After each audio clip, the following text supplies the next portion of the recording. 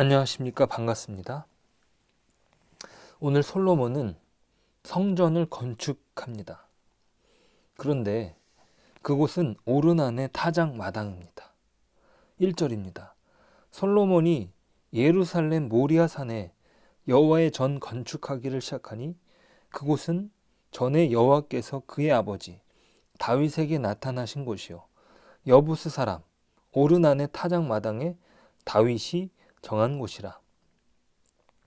인간적인 생각으로 성전 부지로서 제일 적합한 곳은 아무래도 성전이 있었던 기브온이 적합하지 않을까 생각됩니다. 왜냐하면 하나님을 대면하는 장소였던 성막이 있었던 곳이 기브온입니다. 당연히 성전 부지로서 마땅한 것이죠. 하지만 솔로몬을 통하여 성전을 짓게 하시는 장소는 오르난의 타작 마당입니다. 오르난은 여부스 사람으로서 이방인입니다. 다윗이 이곳을 정하였는데 그 배경에 있어서 다윗이 하나님을 전적으로 의지하지 못하고 자신이 다스리는 나라의 인구를 조사하는 죄를 짓고 그것으로 인하여 이스라엘 백성이 전염병으로 7만 명이 죽게 됩니다. 이러한 배경 가운데 다윗이 성전 부지를 정하는 어떤 결정적인 사건을 만나게 됩니다. 다윗이 하나님께 번제를 드리기 위해서 특별히 자신이 죄를 지었기 때문에 화목제를 드리기 위해서 나섭니다. 자, 번제를 드리기 위한 장소는 기브온 산당이었죠. 솔로몬도 1천 번제를 기브온에서 드렸습니다. 하지만 하나님은 다윗이 기브온으로 가는 것을 허락하지 않으십니다. 오르난의 타작 마당에서 제단을 쌓으라고 말씀하셔요. 이것이 역대상 21장에 기록되는데요. 18절입니다. 역대상 21장 18절. 여호와의 천사가 갓에게 명령하여 다윗에게 이르시기를 다윗은 올라가서 여부스 사람 오르난의 타작 마당에서 여호와를 위하여 제단을 쌓으라 하신지라. 자, 그래서 다윗은 그곳을 금 600세겔에 삽니다. 값을 치르고 그곳에서 제단을 쌓고 번제와 화목제를 드립니다. 다윗이 자신의 죄로 인하여 벌어진 일에 대한 값을 치르는 것이죠. 백성들이 죽고 또 그 번제를 드리는 그 땅을 사는 것입니다. 제사가 이루어진 장소도 성막과 번제단이 있는 기브온도 아니었습니다. 그것을 막으신 분은 하나님이십니다. 왜 이렇게 막으신 것일까요? 그것은 하나님께서 성전이 세워질 부지를 직접 정하시기 원하신 것입니다. 다윗의 인구조사는 상당한 희생을 치르며 하나님께서 친히 성전 부지를 선택하시는 것으로 마무리됩니다. 오르난에 타작 마당이 있는 모리아산은 어떻습니까? 아브라함이 이삭을 하나님께 바치던 장소였습니다. 아브라함이 자신의 힘으로 하나님의 약속을 이루려던 계획으로 낳았던 아들 이스마엘은 아니지만 이삭은 아브라함이 전혀 자녀를 출생할 수 없었던 나이 100세에 허락하신 것이죠. 하나님은 이 이삭을 자신에게 바치라고 요구하십니다. 사라의 나이는 90세였습니다. 하나님의 약속을 어떻게든 이으려는 생각에 이스마엘을 사라의 종에게서 낳았지만 하나님은 이것을 원치 않으셨습니다.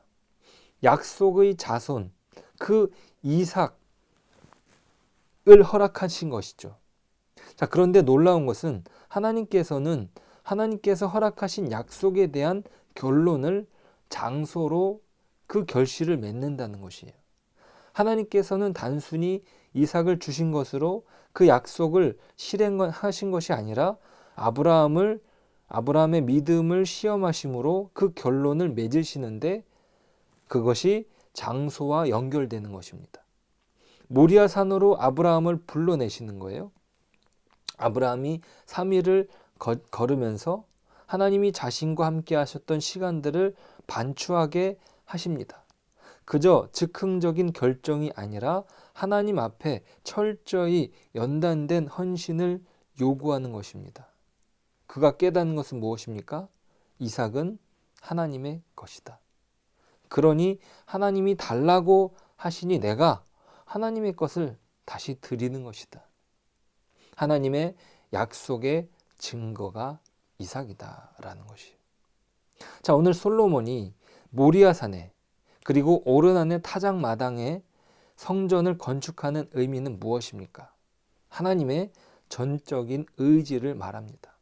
충분히 솔로몬도 자신이 일천 번제를 드렸던 기브온 산당으로 정할 수 있었습니다. 예배 드리는 장소가 필요한 것이라면 기브온 산당은 아주 적합한 곳이죠. 하지만 이 성전을 짓는 것은 솔로몬이 주관하는 것이 아니라 하나님께서 주도하신다는 사실을 장소가 말해주고 있습니다. 하나님께서 주관하시는 가운데 성전이 지어지는 것이죠. 하나님의 허락이 없이는 솔로몬이 아무리 준비가 잘 되었다 할지라도 할 수 없는 것입니다. 왜요? 하나님의 일이기 때문이죠. 어떤 조건보다 중요한 조건은 바로 하나님의 주권입니다. 하나님이 허락하셔야 가능한 것이죠. 아브라함도 하나님의 약속으로 주관하시는 가운데 그가 시험을 통과한 것이에요. 하나님의 약속으로 주신 이삭과 관련된 내용으로 아브라함을 시험한 것이에요. 다윗도 하나님께서 그를 막으시고 오르난의 타작마당에 번제를 드리게 하신 것입니다. 오늘 본문의 15절부터 이런 맥락의 내용이 기록되는데요. 15절 읽어보겠습니다. 성전 앞에 기둥 둘을 만들었으니 높이가 35규빗이요 각 기둥 꼭대기의 머리가 5규빗이라. 성소같이 사슬을 만들어 그 기둥 머리에 두르고 석류 100개를 만들어 사슬에 달았으며 그 두 기둥을 성전 앞에 세웠으니 왼쪽에 하나요 오른쪽에 하나라. 오른쪽 것은 야긴이라 부르고 왼쪽 것은 보아스라 불렀더라. 성전 앞에 기둥을 세우시는데 그 기둥의 이름은 야긴 그리고 보아스입니다. 여기에서 야긴은 그가 세우신다. 그리고 보아스는 그에게 힘이 있다라는 뜻입니다. 보통 건물에서 기둥은 건물 안으로 들어가 건물을 세우는 중요한 역할을 합니다. 하지만 하나님의 성전을 세우는 데 있어서 기둥을 건물 앞에 세웁니다. 이것이 의미하는 것은 무엇입니까? 하나님의 주관하시는 가운데 성전이 지어진다는 사실을 분명히 하는 것이에요. 사람들은 이곳을 드나들면서 하나님께서 이루시는 역사를 기억하고 놀라우신 하나님의 주권과 그 힘을 고백하는 것입니다. 무엇보다 성전을 건축하는 데 있어서 중요한 내용인 것이죠. 하나님의 약속으로 채워지는 하나님의 주권으로 말미암는 그 신앙이 성전 건축에 있어서 중요한 내용이요 핵심인 것입니다. 오늘 우리의 구원은 어떻습니까? 예수님께서 십자가에서 오늘 성전을 짓는 가운데 휘장문이 등장하는데 성소와 지성소 사이를 구분하는 문이었죠. 1년에 한 번 대제사장만 들어갈 수 있었던 곳입니다. 하나님을 직접 대면할 수 있었던 것이죠. 그곳에서 죽을 수 있기에 대제사장이라도 종을 달고 들어가야 했던 것입니다. 죽으면 끌고 나와야 하니까요. 종소리가 안 나면 죽었다는 뜻으로 그를 묶었던 끈으로 그를 내옵니다. 그곳을 가로막았던 휘장은 예수님 십자가 사건으로 완전히 찢어집니다. 그리고 우리는 하나님을 직접 만날 수 있게 됩니다. 우리를 제사장으로 불러주신 것이죠. 이 모든 것은 하나님의 주권으로 하나님의 능력으로 가능한 것입니다. 그 야긴과 보아스의 그 능력이 우리를 구원케 하신 거예요. 우리가 특별해서가 아니라 하나님의 뜻하심 가운데 이루어진 역사인 것입니다. 그렇게 놀라운 구원의 일을 우리를 불러 완성케 하시는 것이고, 또 그 계획은 우리를 불러주시기 위한 놀라운 일이었습니다. 오늘 우리의 하루가 그렇게 하나님의 주관하시는 가운데 인도함을 받기를 소원합니다. 이 세상에서 거룩한 제사장으로 구별된 삶으로 하나님의 능력과 그 주권을 선포하며 우리는 살아가야 될 줄로 믿습니다. 그 은혜가 저와 여러분의 삶 속에 풍성히 넘치시기를 소망합니다. 기도하겠습니다. 하나님, 감사합니다. 주님의 은혜로 우리가 하나님의 자녀가 되었습니다. 주님의 주권으로 말미암아 우리에게 허락된 이 구원의 역사를 오늘도 기억하며 나아갑니다.